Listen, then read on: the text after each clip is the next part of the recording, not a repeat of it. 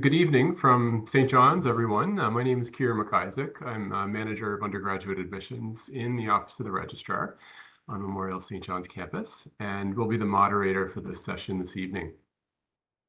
Thank you very much for joining us for the International Admissions session. If by chance you've entered the wrong room and would like to hop out to attend another session, that's fine. Just leave this breakout room and enter the correct room by clicking on the appropriate session. So there's separate sessions that are happening right now for Newfoundland and Labrador admissions and out of province Canadian admissions as well. So just make sure that you're in the correct breakout room. I would like to begin the session by introducing you to the representatives from the admissions and recruitment teams who are here to answer all of your questions about undergraduate programs. So as I introduce you, Peter and Satria, please tell our attendees your position within the Registrar's Office and a little bit about your role. So we'll start with you, Peter. Sure. Hi, everybody. My name is Peter Gill. I'm the International Admissions Officer at Memorial University for undergraduate study. So I'm one of the people who makes the decisions on undergraduate applications for general admission. Happy to offer advice and answer questions along the way as well. So yeah, look forward to the presentation. Thanks, Peter. Turn it over to you, Satria. Thank you there, Peter and Kier. I think some of you might have already heard my introduction, but my name is Satria Kusuma. I am one of the international student recruitment officer here at Memorial University's St. John's campus. My role is to assist with the university's international recruitment initiatives. So happy to be here tonight and present and answer any questions that you might have in regards to international inquiries, international admission, and so on. So happy to be here. Thank you. Thank you, Satria. So before I hand this over to our presenters to get started, I just have a couple of housekeeping items to mention. So first of all, your mics are muted and your video is turned off. So you're only going to be able to see our panelists with us today, but you're certainly not alone. This is just to help facilitate the session. But if you have a question, you can use the Q&A function. And Q&A to all panelists function, I should say. And that's the main reason we are here, is to get the questions that you have taken care of. So as I mentioned earlier, today's focus is on international applicants. So we'll try and keep our questions related to international admissions and related topics. If you have a question that we don't get to, don't worry. We'll send you a direct message in the chat or contact you after the event to provide a detailed answer. So at this point, I'd like to hand it over to the presenters, Satria and Peter.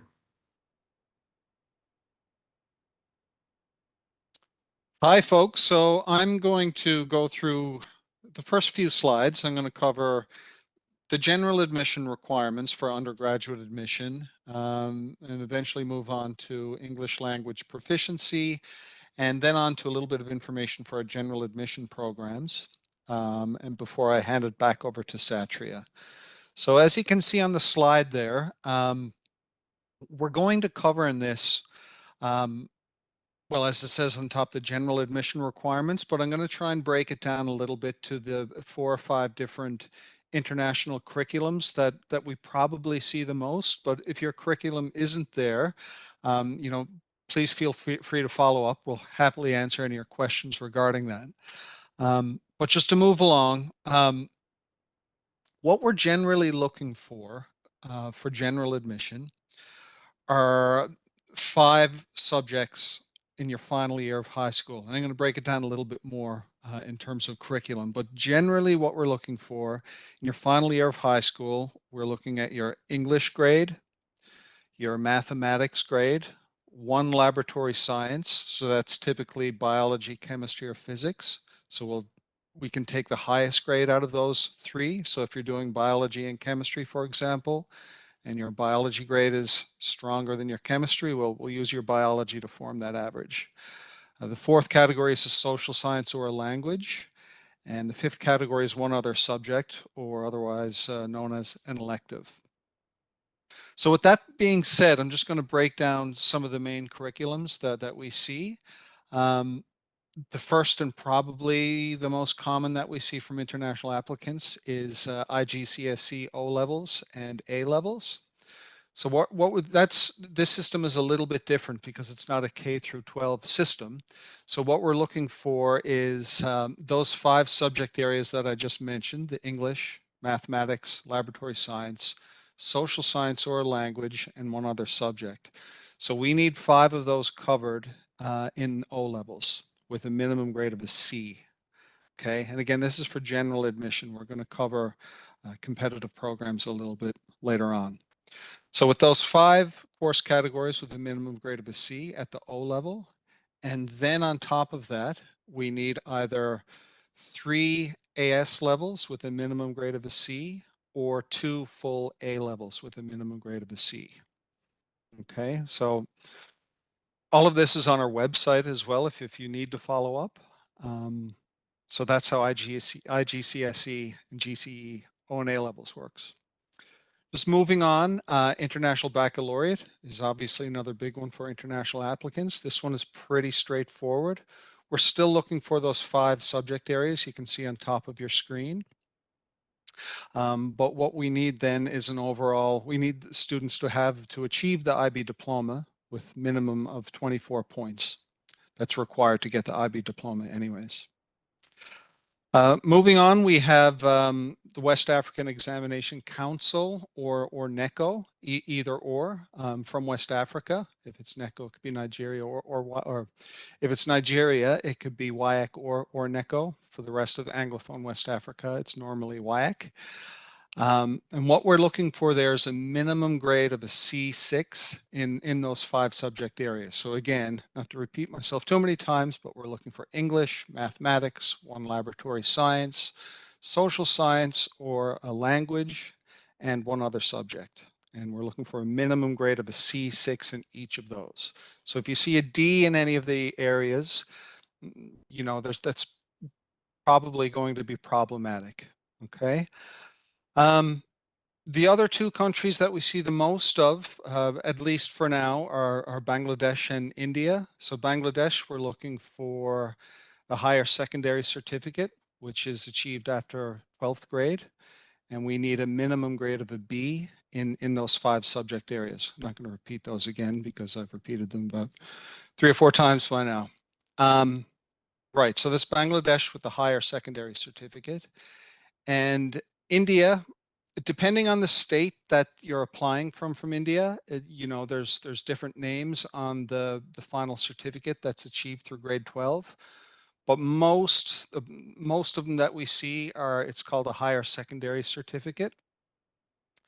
So for applicants who are applying for up until May 2024, we're in the process of changing our admission requirements a little bit for India.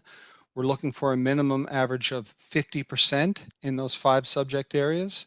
Starting in September 2024, we're upping that average a little bit to 60% in the 5 subject areas. So I hope that's clear. Again, we can answer more questions later on in the presentation. Right, so moving on to English language proficiency. Memorial is a English language institution, so all students, regardless of where they're coming from, need to meet the English language proficiency requirements one way or another. Perhaps the most common way of meeting this requirement is simply through 3 years of high school in a fully internationally accredited institution. So really that means grade 10 and 11. But I need to stress it needs to be an internationally accredited curriculum. So there are some countries where, and this is all broken down on our website as well, where there can be a little confusion whether the institutions are fully English in an internationally accredited curriculum. So you can check your country whether or not that will fit, or if you need a standardized test that I'm going to lay out below a little bit more. So there are a number of standardized tests that we would accept. IELTS is probably the biggest right now. So we would need the academic test, an overall score of 6.5 with a minimum of 6.0 in reading and writing. Duolingo is coming on strong. We're seeing more and more of those. We're only officially accepting Duolingo for the time being until spring 2025. Probably sometime leading up to that date, we'll revisit and decide if we're going to continue that or what we're going to do. But for the time being, it's safe to take. So for the Duolingo English test, we're looking for an overall minimum score of 115. TOEFL, another huge popular test, we're looking for an overall score of 79 with at least 20 in reading and writing and 17 in listening and speaking. Cambridge ESOL is another one we commonly see from time to time. We need 176 in C1 Advanced or C2 Proficiency. PT Academic, a minimum score of 58 in each of the components tested. And the final one there, take a moment to speak about this, is our English as a Second Language program, otherwise known as Memorial University Intensive English Program. So if you're a student who feels that they probably need to brush up on their English language skills, perhaps you've written an English proficiency test like IELTS, TOEFL, or Duolingo and maybe didn't achieve quite the grade, or if you simply feel that you need to brush up on your English skills so you can feel that you can succeed in the university environment, you should consider the English as a Second Language program. How it works is the ESL program has semesters that run concurrently with academic semesters. Most students who enter this program will need just one semester, where they would then write a test after the semester ends. If you pass the test, then that works just like an IELTS, a TOEFL, or a Duolingo, something like that. You move straight onto your academic program. There's no guarantee that you're going to pass after one semester. It really depends on your level of English proficiency and what you put into it. But it's certainly a great option for students who really need to brush up on their English a little bit more and get their competence up and really get them ready for post-secondary study. Okay, yep, moving on. So I'll just touch on the general admission program. So the first slide where I went over the general admission requirements, all of that holds true. So that's a general admission, and we're going to differentiate that with the competitive programs in a moment. So nursing, engineering, things like that, and a bunch of others fall under the competitive programs. These programs, Bachelor of Arts, which is a huge faculty, it's got many different majors and minors that you can avail of, many different areas of interest. Our business programs, Bachelor of Commerce, general admission will get you into the Business 1, which is essentially the first year of the Commerce program before you then move on to the other years of the Commerce program. Bachelor of Business Administration falls under the general admission requirement, as does Environment and Sustainability. It's a bachelor program, obviously, and Bachelor of Science as well, which is, again, by far one of the largest faculties with many different majors and minors that you can choose from. So this list does look small, but there are these are very big faculties with lots of different options. And you can see the bullet points on the side. There's direct entry directly from high school with all of these. Admission based on meeting the minimum admission requirements that I went over in the first slide. There may be additional requirements to enter first year to continue with the program. So that really means when I talked about Business 1 of the Commerce program. So sometimes it just gets you into the first year of the program, so you're fully in. The first year, then there are a number of courses that you need to complete in your first year to really move on to the second year. But you'll be given advice on all of that. You'll be advised which courses you need to register for, what grades you need to achieve, and that sort of thing. And for all of these programs, there's intakes in the fall semester, which is September, the winter semester, which starts in January, and the spring semester that starts in May. So to keep it simple, I'll just leave it at that. I'm going to hand it over to Satria to take over the competitive programs. But again, we're here to answer any questions you have. I know I talked a lot, but happy to answer any questions at the end. Thank you, Dear Peter. Yeah, just as a reminder as well, I know that I noticed some of the questions that are coming in. Feel free to continue asking questions in the chat, and we have some time at the end to go over. While Peter has gone over some of the over our general admission programs, we do, however, have other programs that are more competitive. This is due to the limited number of seats that are being offered for the particular programs. The programs include our Bachelor of Engineering and Applied Science, Bachelor of Fine Arts, Human Kinetics, Recreation, Bachelor of Kinesiology, Physical Education and Recreation. Also our Bachelor of Music and the Bachelor of Nursing as well. Given the nature of given the competitive nature, I would say, of the program, sometimes you might be asked to provide a stronger academic grades.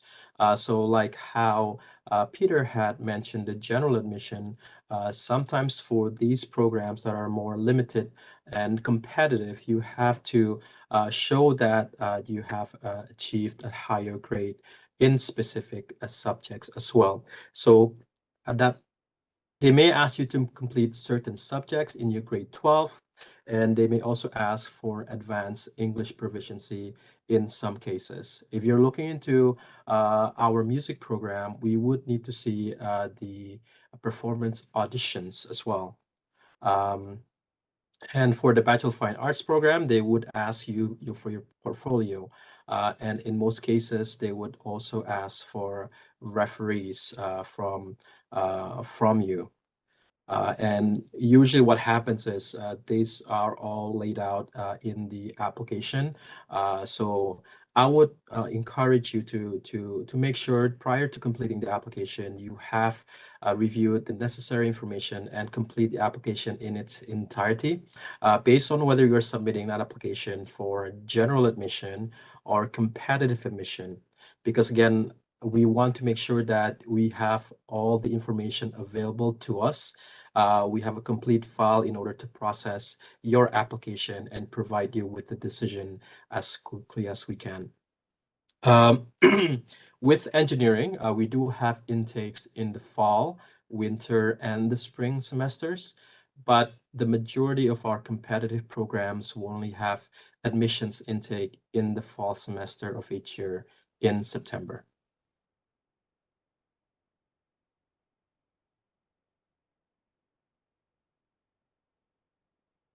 Additional programs that we offer admission into that are, again, more selective and competitive would include our Bachelor of Education, Music Education, Bachelor of Special Education, our Bachelor of Social Work, and also Doctor of Pharmacy program.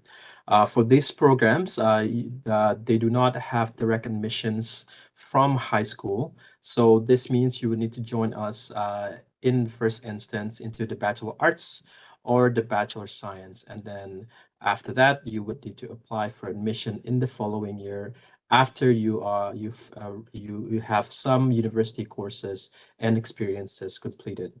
That is noted on the screen as well, that these are very competitive and selective for Canadians and international students alike. And oftentimes, as I mentioned, the prerequisite study will need to be completed prior to you applying to this specific program that you would go into. And for any specific admission requirements, we all have them outlined on our website. So we'd be happy to share those information on this specific competitive programs that we have. And I think that leads to our final presentation. So I do want to put this, our contact information on the screen. If you want to email us, feel free to do so at admission@mun.ca. You may also scan the QR code on the top right of the corner there.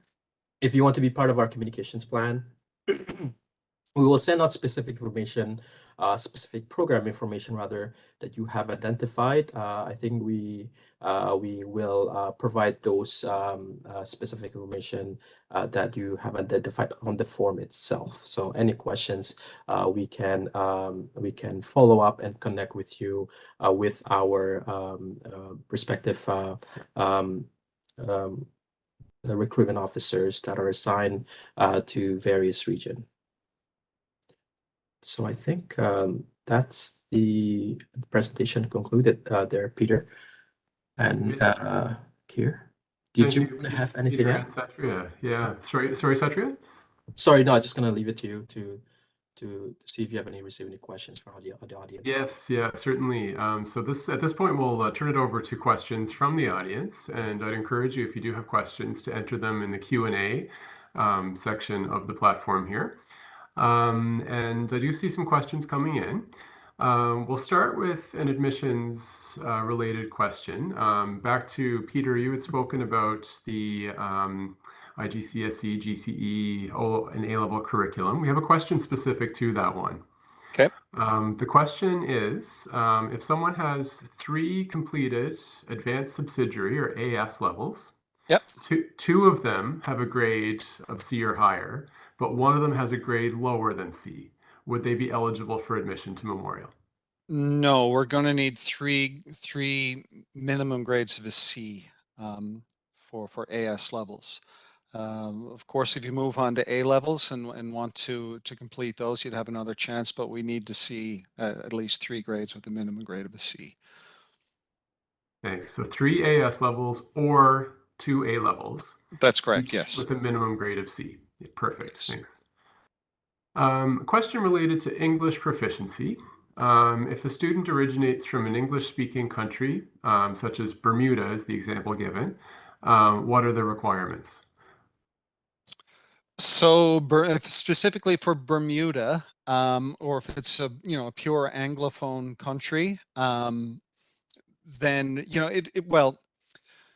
to really answer the question, it goes back to the curriculum that's being taught. And in Bermuda, all of the schooling is in English, right from kindergarten, right on through. If it's in the main government school board. So Bermuda, for example, we wouldn't require a test. English proficiency would be met by the first point there, English language high school. But more broadly answering that question, English proficiency is not necessarily based on where a person is from, if you want to look at it that way. It's based on the curriculum that they're studying. So if it's a pure English curriculum from most countries, that will suffice.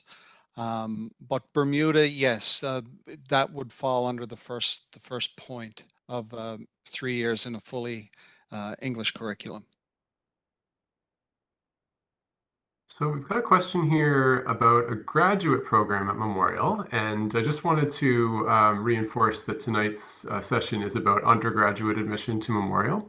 So I would certainly encourage you to, if you're interested in graduate programs, master's, doctoral programs, there are some graduate diplomas as well.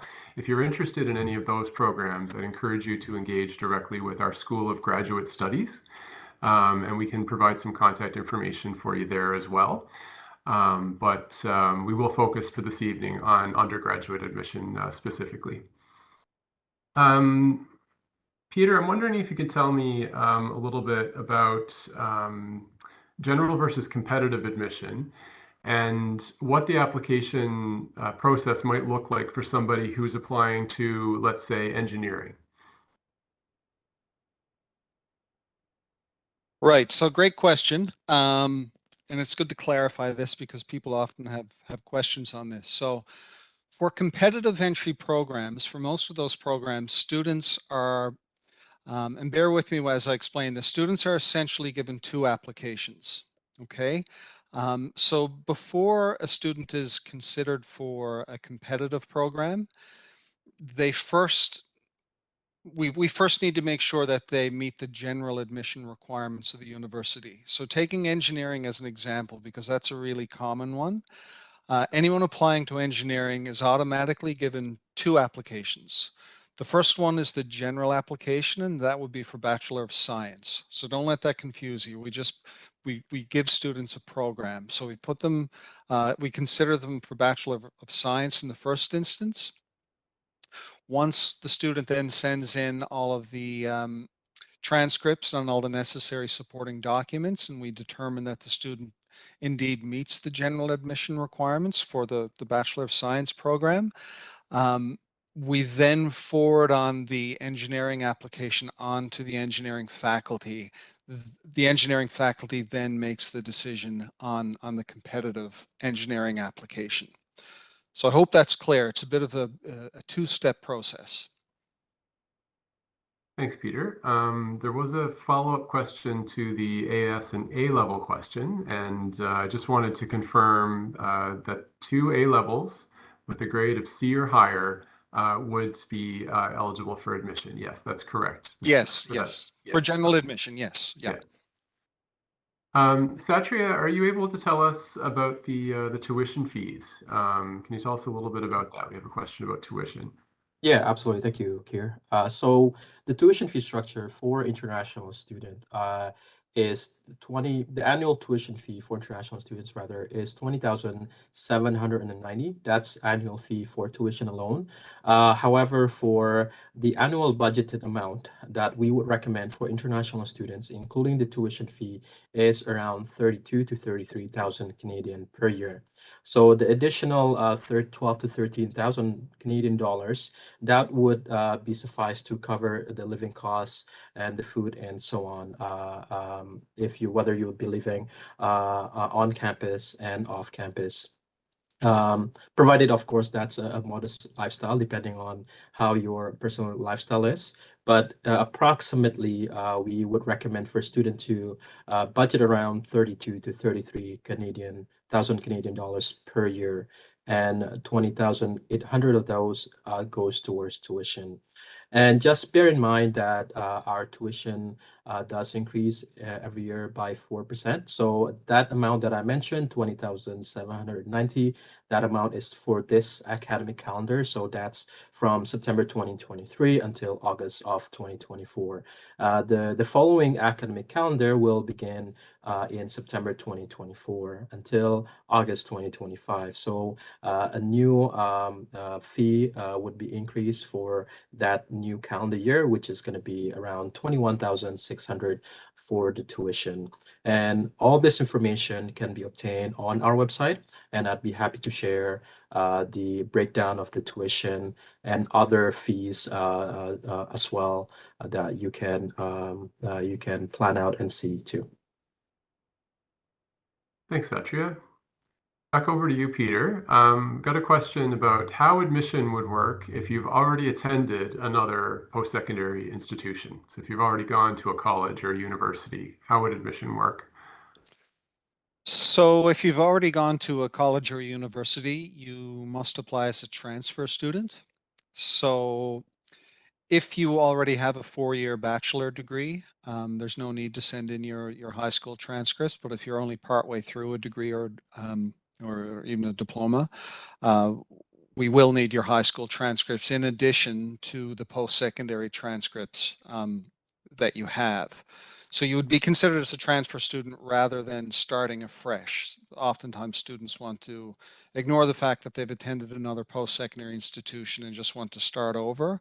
And you can certainly do that, but you do need to declare all of this on the application form and send in the necessary transcripts. Once those transcripts are sent in, we encourage you to send in copies of detailed course descriptions as well.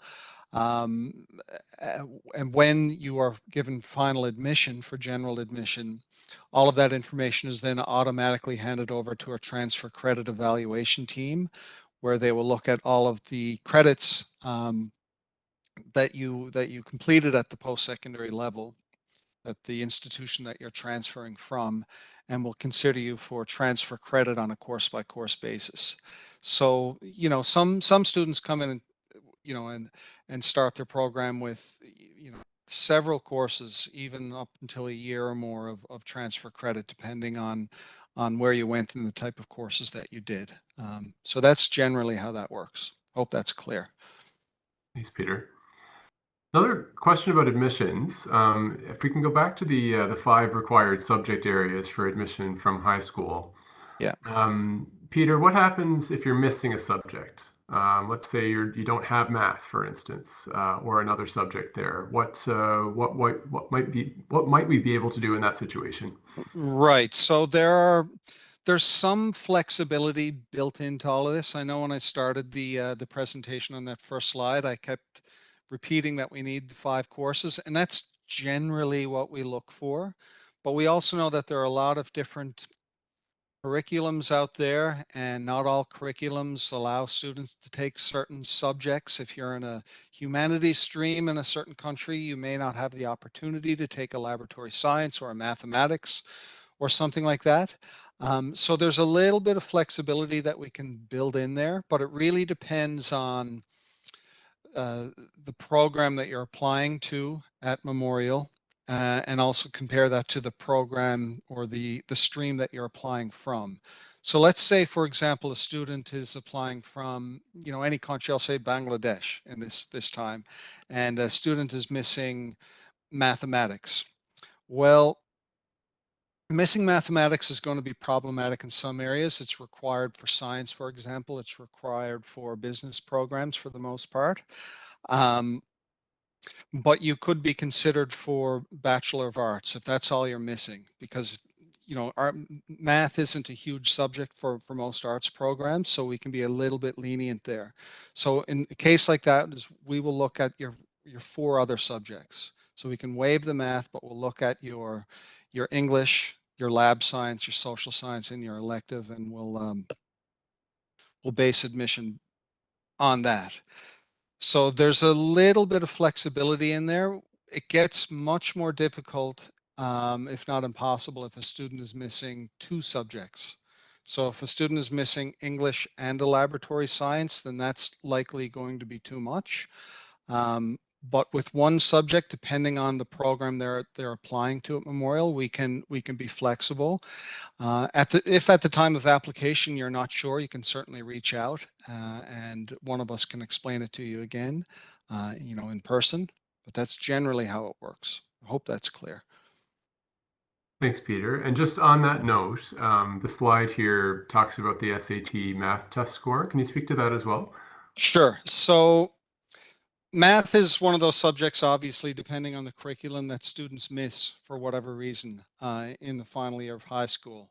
So students can take an SAT math test to cover that. And Kira, I can't recall the exact score that we're looking for now. Perhaps you can remind me. I believe it's a 550.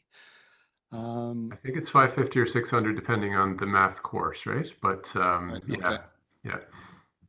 So if you're missing math and you want to apply to, program of study at Memorial that requires it, there are options. The SAT is probably the most popular one.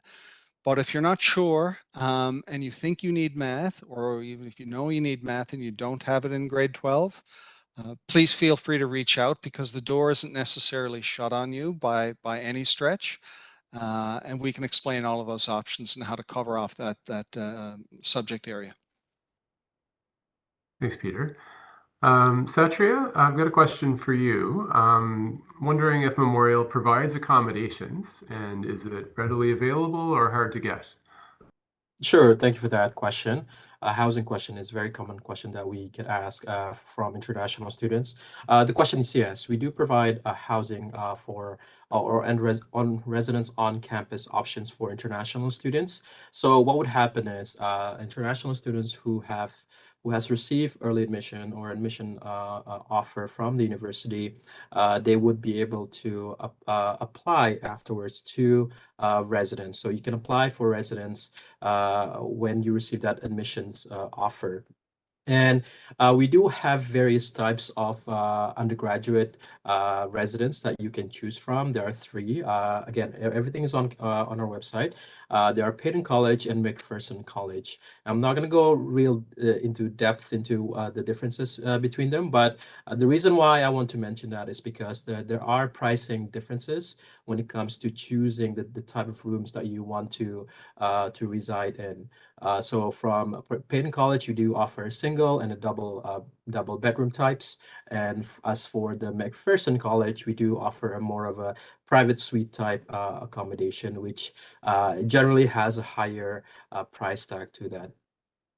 But going back to the pricing, I did mention that for you to budget around 12 to 13,000 Canadian dollars for living costs. So that would include in that pricing as well. So the total amount that I mentioned would include for the residence cost and fee associated to it. And I would recommend for international students, if they are considering the housing on campus, I would definitely recommend them to submit an application as soon as you have received an admission decision, just because there are considerable waitlist time depending on the time that you submit your application. It is a first come, first served basis. So, which is why I would recommend for you to submit that application once you have received admission decision. It's in its own entire application in itself.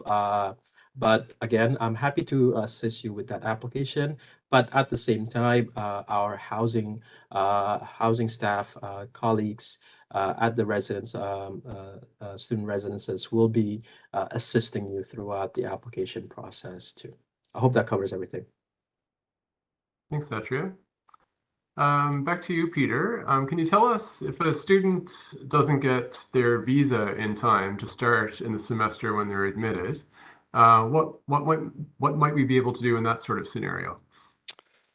Right. So unfortunately, this is all too common. We can't control what the federal government of Canada decides, but we're here to help students as much as we can. What we can do in situations like that is students can request a deferral. We offer a free one-time deferral for students in situations like this, or other legitimate reasons why they can't make it to a certain semester, but they would need to let us know by the first day of class or the day before classes begins, and submit that request, so we can then process the deferral. Unfortunately, we have to be strict on that deadline as those requests come in often fast and furious. So we do need to be strict with the deadlines. But we are happy to offer that one-time deferral to give students enough time and perhaps another chance to fix their study permit application and hopefully have a successful entry into Canada for the next semester. Thanks, Peter. Yeah. Another question for you. There's two types of acceptance letters that students might see, early and verified acceptance. Can you speak to the difference between the two? Right. So the early offer used to be called a provisional, or sometimes students know it as a conditional offer. The latest language we use is an early offer for admission, and that's exactly what it is. So we give students an early offer of admission, for example, if they are still in school. So probably the most common is if a student is still in their final year of high school and aren't able to give us their final transcripts. But they send in what they can, and normally this would include if a student is in a K through 12 system, for example, and the student is in grade 12, maybe just started or a couple months in, they would send us an up-to-date transcript as much as possible, including hopefully their first semester grades, or if not predicted grades for their final results. And if they have their English proficiency sorted out. Basically, if everything looks like the student is on the right track and we've got enough supporting documents, we can make an early decision and send out an early acceptance offer. And that would typically say on it something like that, congratulations, you've been offered early admission to Memorial University for example, the fall 2024 semester. It will then go on to say, admission will be finalized when you submit the following document, and it's usually final high school transcript or something like that. So when all of the supporting documents are then eventually sent in, when all of the schooling is complete, and we have the final transcripts, we will then reevaluate the whole application again, make sure everything is in order, and at that point we'll offer a final offer. So that's your final offer of acceptance. So many students will receive 2 letters at different times. And of course, the last one will always be the final letter of acceptance. Thanks, Peter. Satri, I'm wondering, can you tell us a little bit about scholarship opportunities at Memorial? Yeah, for sure. So for scholarship for international students, upon admission, you will be eligible for what we call it Memorial University International Entrance Scholarship. So upon admission, it will be automatically be considered, but not guaranteed, of course, to receive the entrance scholarship if you meet the eligibility criteria. That means there are no additional application necessary for you to put forward. Applicants rather will be offered a scholarship valued up to $6,000 as funding allows. Those successful in obtaining scholarship will be notified if they are successful in receiving the scholarship. And the entrance scholarship may be awarded in the winter intake if funds remain after the fall intake. But as I mentioned, there is no guarantee. But we do look at your transcript to its entirety to see if you meet all the eligibility criteria for the international entrance scholarship. I think we're really looking for strong grades in particular, right? That's right. Yeah. Thank you, Satria. Peter, can you tell us, is there any difference in the application process for a student that might live outside of Canada but is a Canadian citizen? Right. So Canadian citizens, just in terms of tuition and things like that, if a Canadian is a Canadian, so you wouldn't pay necessarily international fees if you're a Canadian living abroad. But English proficiency, while most Canadians living abroad will probably be going to an English school, English proficiency isn't based on a passport. It's really based on the curriculum that you're studying in. So tuition and well, really tuition would be Canadian. But in terms of submitting transcripts and things like that, you're going to an international school, so that would be treated the same as an international student for that. But most Canadians, would be going to an English school, so it's usually not an issue. But again, if there's a unique situation or something like that, feel free to reach out, and I can walk you through all of the necessary steps or clarify anything that needs to be clarified. Thanks, Peter. Peter, I'm wondering if you could tell us a little bit about document submission and what we might consider as official versus unofficial, let's say. Right. So in order to get a final offer, a final admission letter, we need official documents. We can make early offer based on some unofficial documents. But it's important to know how to send in official documents. And all of this is broken down on our website, even by country. If you go into the country on our website in the admissions page, you can find all of this. But really, the easiest way these days is for high school in particular. You can have your high school, depending on the curriculum. I'll go through IGCSE and GCE. That's a little bit different. For most high school programs, you can have your high school send us your transcript directly by email to admiss.docs@mun.ca. I don't know if someone wants to write that in the chat box so people have the email address.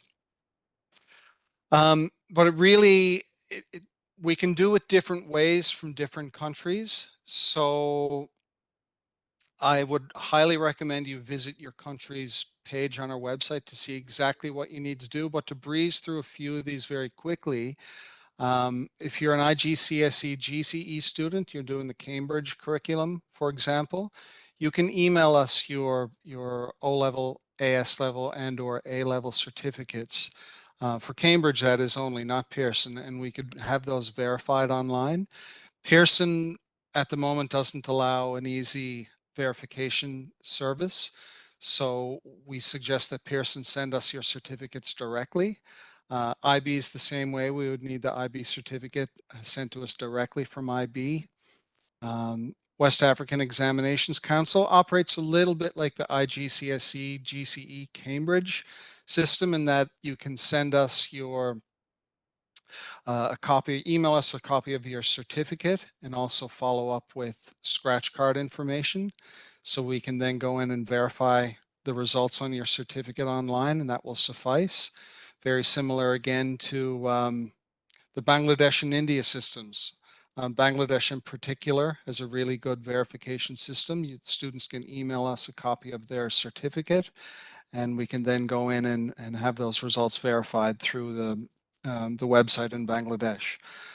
For most most applications we receive from India, for example, they can be verified online. CBSE is probably the biggest board that we deal with in India, but there are smaller states, smaller boards that we cannot necessarily verify online.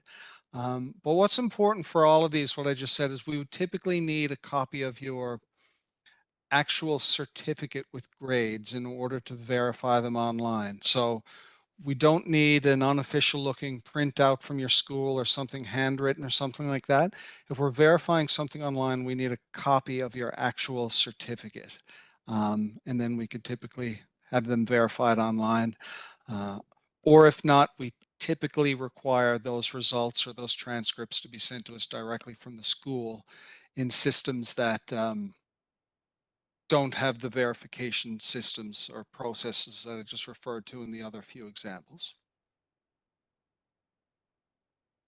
Thanks, Peter. Satria, I'm wondering if you could tell us a little bit about deadlines to apply for admission. Yeah, thank you for that. So we do have our general admission application deadlines on the website, but I can walk over the specific semester intakes application for the dates and the deadline. So the upcoming semester, which is the winter 2024, January upcoming semester, the priority deadline was October 1st. However, the application closes on December 13th. So while you can still apply for the winter intake, for international students, I would recommend to consider other intakes, just because it does take a bit of time to apply and process your application. And at the same time, once you have received the admission decision, it does take a bit of time to process other documents, including your immigration documents too. So the following intake, which is the spring semester, which is in May 2024, it is currently still open, and the priority deadline is going to be February 1st, and the application will close on April 30th. So if you are considering in applying to for general admission, this is perhaps still a good time to consider, so that it gives you sufficient time when it comes to application processing and also with the immigration as well. And last but not least, so we do have the fall intake, the fall semester, which is September 2024. The application is now open in October 16th. And the priority deadline for that is on March 1st, and the application closes on August 13th. So if you are completing your 12th grade now, and you are hoping to apply for university in the following year, this might be a good opportunity for you to start considering your application and gathering your document and submit an application in that case. Again, we'd be happy to assist you with regards to the process itself and guiding you through the admission and the application process. I hope that answers the question. Thank you, Satria. So it looks like we only have a few minutes left of this session. I'd like to give Peter and Satria each an opportunity to give us their last thoughts on any information that they feel future students should know about admissions and preparing for life at Memorial University. I'll start with Peter, and then Satria will have the concluding remarks. Yeah, so just some concluding thoughts. I know we very quickly went through a lot of this stuff. So I guess the first thing that came to my mind is please don't be shy. While a lot of the admissions procedures are fairly simply laid out, um, it's a big world out there, and students often have questions who are not 100% sure of what to do, especially when it comes to submitting documents and that sort of thing. What's official, what's unofficial? How do I do this? What's going to be accepted? Timelines and that sort of thing. So, go through the website, read through the information that we've prepared. And if you're not sure, please feel free to reach out to one of us. We're all more than happy to help you and walk through all of this. It's our job and it's what we love to do. So please don't be shy is my last comment. We're here to help. Thank you there, Peter. And I want to build onto that as well. And while on the road, I do get various questions with regards to admission and application. What my comment would be don't be scared nor overwhelmed with the amount of information that we have on our website. We are here to assist you, and we are here to guide you along the way. However, the planning is on your end. My advice and for you is to have sufficient time in your planning so that we can assist you on a timely manner, not rushing through things. So before you start your application, make sure that you get in touch with one of us so that we can properly advise in terms of the timing of your application and what would be the appropriate time to submit the application in itself. So don't be overwhelmed, and also connect with us and ask us the questions prior to submitting the application for the university. Well, thank you so much, Peter and Satya, for joining us today to bring us this insight into admission for international students. For our attendees, if you have any other questions, feel free to email us at admissions@mun.ca. And be sure to check out the sessions being offered over the next 2 nights of the virtual open house. Each night we start with a student panel and then a variety of sessions that cover all our academic units. Session information can be found on the virtual open house webpage. Next up, beginning in just a few minutes, we'll have presentations by the Labrador campus, Grenfell campus, and Marine Institute. To choose your session, please use the link in the chat to return to the landing page for this event and then click through to the room of your choice. Thank you everyone for joining us, and have a great evening.